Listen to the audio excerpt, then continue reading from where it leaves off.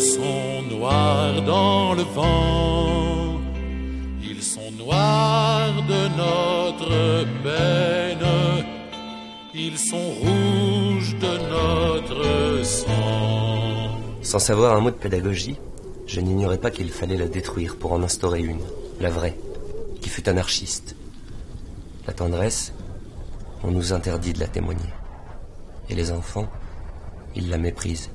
La reine des enfants n'est pas la reine des hommes. Au lieu de se prosterner devant l'intelligence ou la beauté, c'est la force qu'ils adorent. Ceux qui ne veulent pas trahir leur classe espèrent au moins la dominer. Fonctionnaire ou jaune, voilà l'idéal de ces enfants d'ouvriers.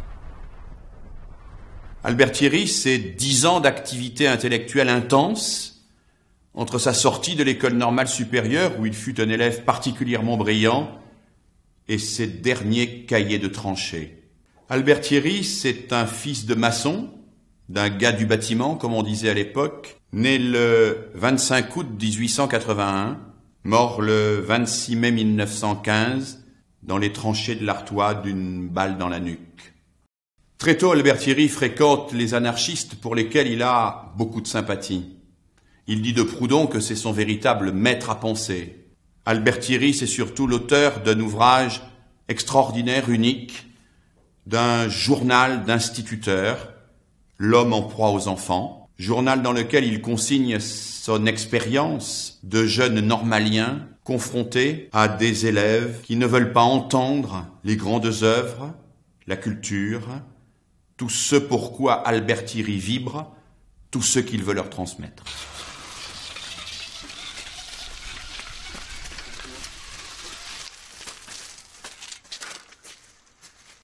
Je leur lis un chapitre des Misérables. Nous vîmes un homme qui passa près de nous. C'était un homme tout nu, couleur de cendre, monté sur un cheval couleur de terre. Ici, Thomas, le brutal au trait inachevé d'hydrocéphale, éclata grossièrement de rire. Je le punis, avec colère et tristesse. Et le plus âgé des Louis, maigre et souffreteux, si gauche qu'il semblait avoir un squelette en spirale, rageur et injurieux pour comble. On ne comprend pas, j'ai mis Louis à propos de Musset. Il y a trop d'images. Je dicte du Verhaeren. La liberté du rythme froisse Charles. Puriste inattendu. Il grogne, des vers comme ça, j'en ferais bien autant. Moi, je souffrais. J'étais humilié. Je plaignais la beauté. Ce que découvre Albert Thierry, ce qui ne va cesser de l'obséder tout au long de son expérience professionnelle, c'est la résistance des élèves à l'enseignement que lui-même leur apporte.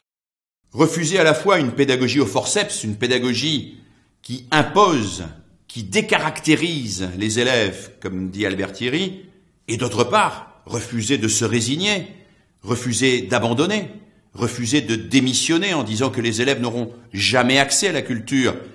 Telle est la voie étroite, le chemin étroit qu'il va tenter d'emprunter pendant les années où il enseigne. D'accord. Objet et objet. C'est toujours oh là là. Non. On ne change pas ses objets, on ne change pas les objets. Non, mais il est avec moi, il est dans mon groupe. Il est dans mon groupe. Ah d'accord, alors répète son objet à quelqu'un d'autre. Ah, moi alors. Je fais le fou, mais ça t'a. Ah oui, d'où la réplique, votre noble fils est fou. Non, c'est nul. La phrase, il y a une œuvre différente dans le Danemark, c'est quoi? Ah, c'est vous? Qui est-ce qui a les fleurs? Non, les phrases ne sont pas de moi. Vous avez quelque chose contre le Danemark?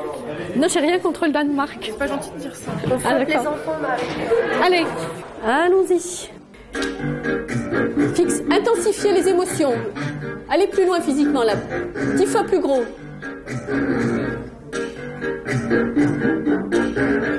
Réplique. Il y a quelque chose de pourri dans le royaume de Danemark. Encore plus fort. Il y a quelque chose de pourri dans le royaume de Danemark. Vous avez dit c'est Hamlet, mais à cause de quoi?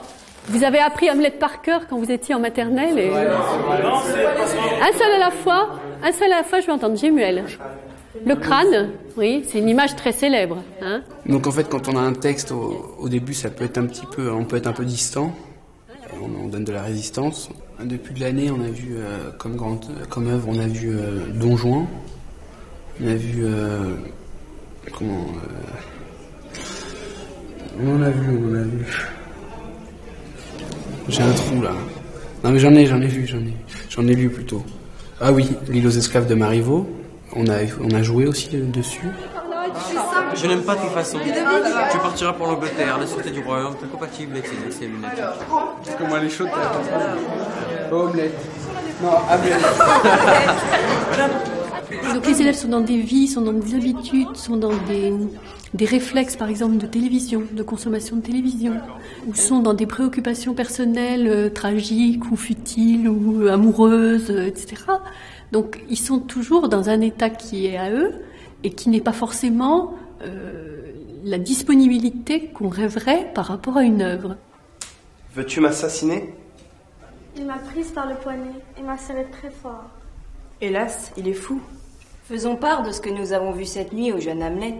De quel droit proposer cette culture à des enfants qui ont peut-être besoin d'autre chose ou qui n'en sont pas forcément demandeurs explicitement. Moi, je crois que c'est une façon de survivre. Je veux dire, ces textes-là, pour moi, c'est des textes de survie. Qu'avez-vous fait du cadavre, monseigneur ? Hamlet, je bois à ta santé. Il y a des fois où on comprend pas trop ce qu'il a voulu dire. On n'est pas du tout dans le même trip. Donc là, c'est pas top, là. Mais une fois qu'on est bien dedans, qu'on est bien imprégné, qu'on arrive bien à ressentir ce qu'il a voulu dire ou les idées qu'il a voulu faire passer, ben là, ça va. Et une fois que la personne a dit sa réplique, c'est pas... Je dis ma réplique, ouf, d'accord, et je me dégage. La prof, c'est sûr, elle joue beaucoup, parce qu'elle nous capte, donc ça nous intéresse. La littérature, ça permet une pédagogie du détour, de parler des choses par le biais d'autres gens qui en ont parlé avant nous, mais qui en ont parlé avec une forme, avec une langue. Quand il y a un conflit entre prof et élève, par exemple, je trouve ça bien de déplacer les choses vers un troisième pôle qui en a parlé avant nous et qui a dit ça, et qui a montré ça, de mettre un peu d'air dans ces tensions. Ce qui se joue à travers la rencontre de l'œuvre, c'est la capacité d'accéder à la culture sans pour autant passer par les fourches caudines d'une normalisation scolaire excessive. Thierry avait horreur de ces programmes rigides et de cette discipline imposée, et il trouve dans le chef-d'œuvre, dans l'œuvre littéraire, il trouve cette possibilité offerte à l'adolescent qui est en face de lui, de rencontrer sans se soumettre, de rencontrer un texte avec lequel il va entrer en relation, qui va l'amener à réagir, qui va l'amener à être lui-même et non pas à obéir à ce qui lui vient de l'extérieur. L'œuvre est une grande œuvre parce qu'elle m'offre la possibilité d'exprimer en face d'elle ma propre liberté.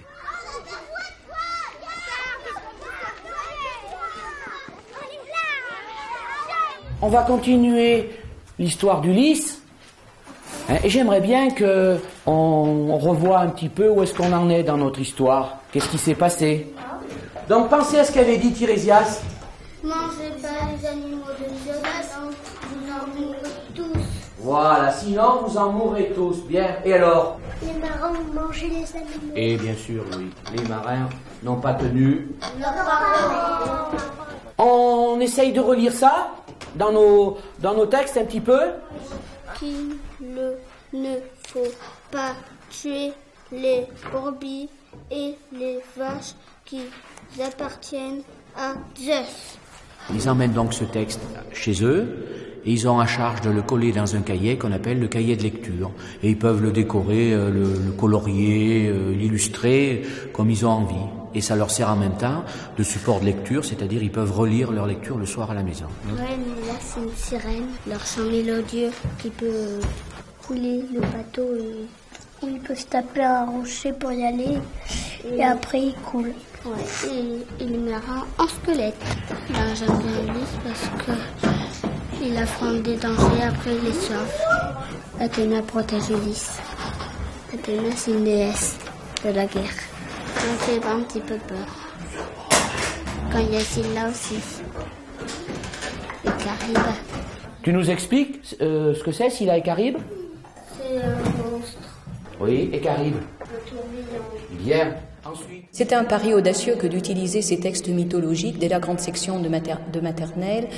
En fait, les enfants ont besoin de textes qui soient très imagés. Et en ce sens-là, l'Odyssée nous rend vraiment service.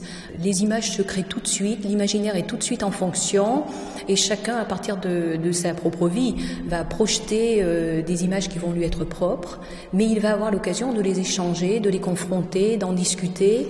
Et donc, à tout âge, en fait, de la scolarité, on peut retravailler les histoires d'Homère, avec son niveau de compétence, avec la personnalité que l'on a à ce moment-là, et on sent qu'à chaque fois, il y a une nouvelle construction qui se crée. C'est vraiment une richesse pédagogique extraordinaire pour nous que d'utiliser ces œuvres-là. Mais Poséidon surgit de la mer et souffle très fort. Et qu'est-ce que vous cherchez dans la nourriture et de l'eau douce? Alors je dois chercher 2 compagnons.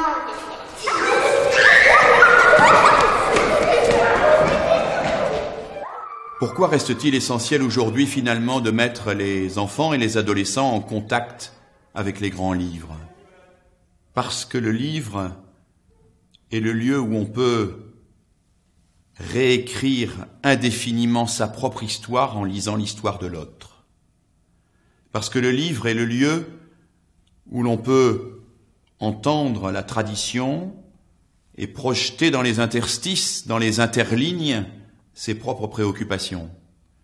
Parce que le livre est un compagnon que l'on peut éternellement refeuilleter et qui nous livrera toujours de nouveaux messages. Parce que ces grandes œuvres-là restent des œuvres qui nous permettent de trouver du sens à notre propre vie, non pas le sens de ces œuvres, mais le sens de notre vie, confrontée à de nouveaux problèmes, mais éclairée par la culture des hommes.